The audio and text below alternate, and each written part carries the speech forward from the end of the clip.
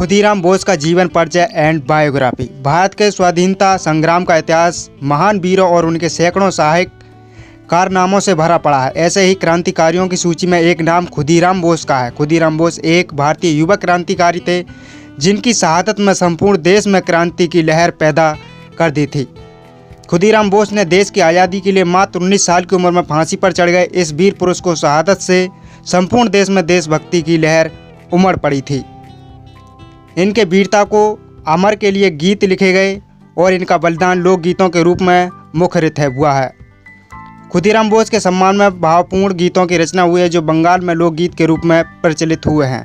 अगर दोस्तों आप हमारे चैनल पर पहली बार आए हैं तो चैनल को सब्सक्राइब कर वीडियो को लाइक कर सभी दोस्तों के साथ शेयर कीजिए। आपको यहाँ पर नॉलेजेबल कंटेंट मिलता रहता है।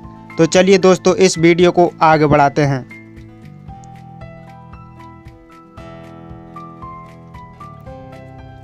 खुदीराम बोस का जीवन परिचय। जन्म 3 दिसंबर 1889 हबीबपुर मिदनापुर जिला बंगाल। मृत्यु 11 अगस्त 1908 मुजफ्फरनगर। कार्य भारतीय क्रांतिकारी।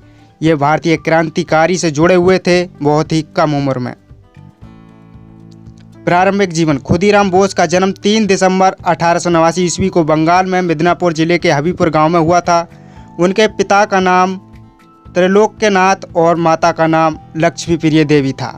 वे बहुत ही शांतिपूर्ण और स्वभाव के व्यक्ति थे। बालक खुदीराम बोस के सिर से माता पिता का साया बहुत ही जल्दी उतर गया था, इसलिए उनका लालन पालन उनकी बड़ी बहन ने किया। उनके मन में देशभक्ति की भावना इतनी ज़्यादा प्रबल थी कि उन्होंने स्कूल के दिनों से ही राजनीतिक गतिविधियों में भाग लेना प्रारंभ कर दिया था और बहुत ही कम उम्र से वे राजनीति में आ गए थे। सन 1902 और 1903 के दौरान अरविंदो घोष और भागनी निवेदिता ने मोदनीपुर में कई जनसभाएं की और क्रांतिकारी समूह के साथ भी गोपनीय बैठकें आयोजित की। खुदीराम भी अपने शहर के उस युवा वर्ग में शामिल थे जो अंग्रेजी हुकूमत को उखाड़ फेंकने के लिए आंदोलन में शामिल होना चाहते थे और वे शामिल हुए थे। खुदीराम प्राय अंग्रेजी साम्राज्यवाद के खिलाफ होने वाले जल से जुलूसों में शामिल होते थे तथा नारे लगाते थे। उनके मन में देश प्रेम इतना कूट कूट कर भरा था कि उन्होंने 9वीं कक्षा के बाद पढ़ाई छोड़ दी और देश की आज़ादी में मर मिटने के लिए जंग आज़ादी में कूद पड़े। उन्होंने अपने जीवन की कोई परवाह नहीं की। क्रांतिकारी जीवन। 20वीं सदी के प्रारंभ में स्वाधीनता आंदोलन की प्रगति को देख अंग्रेजों ने बंगाल विभाजन की चाल चली जिसका घोर विरोध हुआ। इसी दौरान सन 1905 ईस्वी में बंगाल विभाजन के बाद खुदीराम बोस स्वाधीनता आंदोलन में कूद पड़े और वहां पर उस आंदोलन को बहुत ज़्यादा सहयोग दिया। उन्होंने अपना क्रांतिकारी जीवन सत्येन बोस के नेतृत्व में शुरू किया था। मात्र 16 साल की उम्र में उन्होंने पुलिस स्टेशनों के पास बम रखा और सरकारी कर्मचारियों को निशाना बनाया। वह रिवोल्यूशनरी पार्टी में शामिल हो गए और वंदे मातरम के पर्चे वितरित करने में उन्होंने महत्वपूर्ण भूमिका निभाई थी।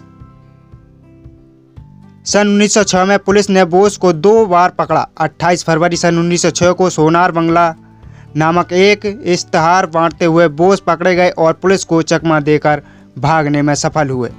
इस मामले में उन पर राजद्रोह का आरोप लगाया गया और उन पर अभियोग चलाया गया, परंतु गवाही न मिलने से खुदीराम निर्दोष छूट गए। दूसरी बार पुलिस ने उन्हें 16 मई को गिरफ्तार किया। कम आयु होने के कारण उन्हें चेतावनी देकर छोड़ दिया गया। पुलिस ने उनको कि यह बालक तो नाबालिग है। 6 दिसंबर 1907 को खुदीराम बोस ने नारायणगढ़ नामक रेलवे स्टेशन पर बंगाल के गवर्नर की विशेष ट्रेन पर हमला किया, परंतु गवर्नर साफ बच निकला था। उनके इस काम से वह गवर्नर बचकर निकल गया।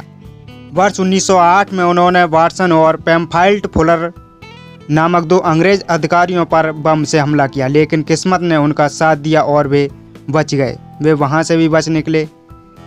किंग्सफोर्ड को मारने की योजना। बंगाल विभाजन के विरोध में लाखों लोग सड़कों पर उतरे और उनमें से अनेकों भारतीयों को उस समय कलकत्ता के मजिस्ट्रेट किंग्सफोर्ड ने क्रूर दंड दिया और सभी को इतना ज़्यादा कठोर दंड दिया गया जिससे उनको काफ़ी चोटें आईं। वह क्रांतिकारियों को खास तौर पर बहुत दंडित करता था। अंग्रेजी हुकूमत से किंग्सफोर्ड के कार्य से खुश होकर उसकी पदोन्नति कर दी और मुजफ्फरपुर जिले में सत्र न्यायाधीश बना दिया गया था। गिरफ्तारियों ने किंग्सफोर्ड को मारने का निश्चय किया और इस कार्य के लिए चयन हुआ खुदीराम बोस और प्रफुल्ल कुमार चाकी का। मुजफ्फरपुर पहुंचने के बाद इन दोनों ने किंग्सफोर्ड के बंगले और कार्यालय की निगरानी की और वहां पर उन्होंने बहुत ही ज़्यादा मेहनत की थी।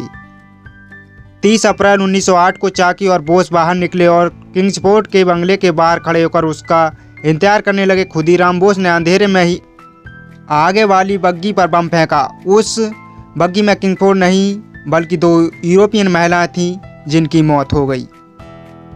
अफरा तफरी के बीच दोनों वहां से नंगे पांव भागे। भाग कर थक गए और खुदीराम बैनी रेलवे स्टेशन पहुंचे और वहां एक चाय वाले से पानी मांगा, पर वहां मौजूद पुलिस वालों को उन पर शक हो गया और बहुत मशक्क़त के बाद दोनों ने खुदीराम को गिरफ्तार कर लिया।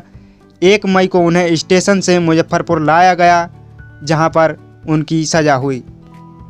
उधर प्रफुल्ल चाकी भाग कर भूख प्यास से तड़प रहे थे। 1 मई को ही त्रिकोणाचरण नामक ब्रिटिश सरकार में कार्यरत एक आदमी ने उनकी मदद की और रात को ट्रेन में बैठाया, पर रेल यात्रा के दौरान ब्रिटिश पुलिस में कार्यरत एक सब इंस्पेक्टर को शक हो गया था कि यह भी खुदीराम बोस के साथ था और उसने मुजफ्फरपुर पुलिस को इस बात की जानकारी दे दी। जब चाकी हावड़ा के लिए ट्रेन बदलने के लिए मोकमा घाट स्टेशन पर उतरे और तब पुलिस पहले से ही वहां मौजूद थी। अंग्रेज़ों के हाथों मरने के बजाय चाकी ने खुद को गोली मार ली और वहां पर तुरंत ही शहीद हो गए।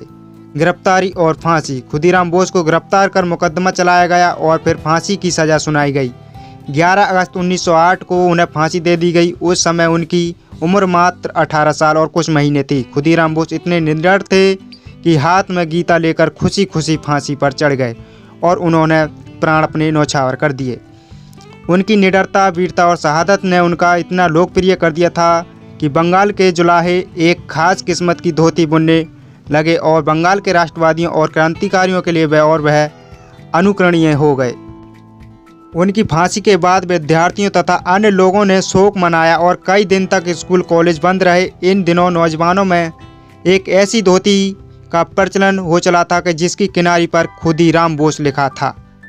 वो धोती उस समय बहुत ज़्यादा चली थी। अगर दोस्तों आपको खुदीराम बोस का जीवन परिचय और उनकी स्वतंत्र भारत में की गई भूमिका कहानी आपको पसंद आई है तो प्लीज़ वीडियो को लाइक करें और चैनल को भी सब्सक्राइब करें। अपने सभी दोस्तों के साथ शेयर करें। धन्यवाद।